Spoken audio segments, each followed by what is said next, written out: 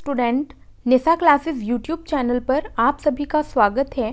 आज की इस वीडियो में हम 8th ग्रेड पुस्तिका कक्षा 5वीं विषय गणित पाठ 9 डिब्बे और स्केच में दिए गए पूरे 10 प्रश्नों के हल इस वीडियो में जानेंगे। तो चलिए वीडियो स्टार्ट करते हैं। प्रश्न 1 है, निम्नलिखित प्रश्नों के उत्तर दीजिए।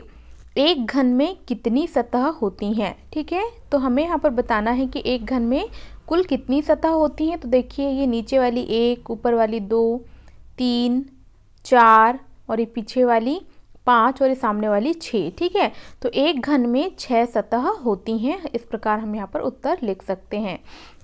ब है, एक घन में कितने कोने होते हैं? ठीक है, तो एक घन में 8 कोने होते हैं। चाहे तो आप यहाँ पर गिन सकते हैं। ठीक है, आप कोई घनाकार वस्तु लेकर उनके कोने और उनकी सतह बहुत ही आसानी से गिनकर और यहाँ पर लिख सकते हैं।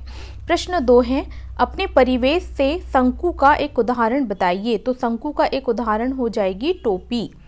प्रश्न 3 है, एक बेलनाकार आकृति खोलने पर बनने वाली आकृति बनाइए। तो एक बेलनाकार आकृति को खोलने पर आयत बनता है। ठीक है, जब भी आप कोई बेलनाकार आकृति को खोलेंगे तो इस प्रकार की आकृति आपके सामने आएगी। प्रश्न 4 है, एक घन का गहरा चित्र बनाइए। ठीक है, तो आप बच्चों इस प्रकार से एक घन का गहरा चित्र बना सकते हैं।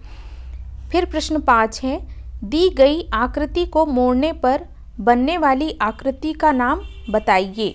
ठीक है, तो देखिए, दी गई आकृति को मोड़ने पर एक बंद डिब्बे की आकृति बनेगी। ठीक है, अगर हम इस आकृति को मोड़ें तो ये मोड़ने पर इस प्रकार की एक बंद डिब्बे की आकृति यहाँ पर बन जाएगी। तो आप लोग इस प्रकार से यहाँ पर आंसर लिख सकते हैं।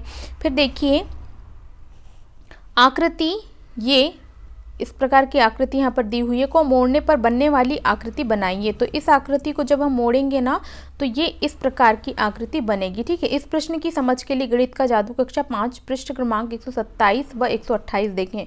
ठीक है बच्चों, तो आप लोग यहाँ पर जो हिंट में दिया हुआ है ना कि 127 और 128 अपनी गणित की पुस्तक गणित का जादू कक्षा 5 की पुस्तक में आप इन प्रश्नों को देखकर और समझकर भी इस प्रश्न को हल कर सकते हैं। प्रश्न 7 है, दी गई आकृति में कितनी त्रिभुजाकार सतह हैं? ठीक है, तो यहाँ पर देखिए 1, 2, 3 और 4। तो यहाँ पर टोटल इस आकृति में 4 त्रिभुजाकार सतह हैं। ठीक है।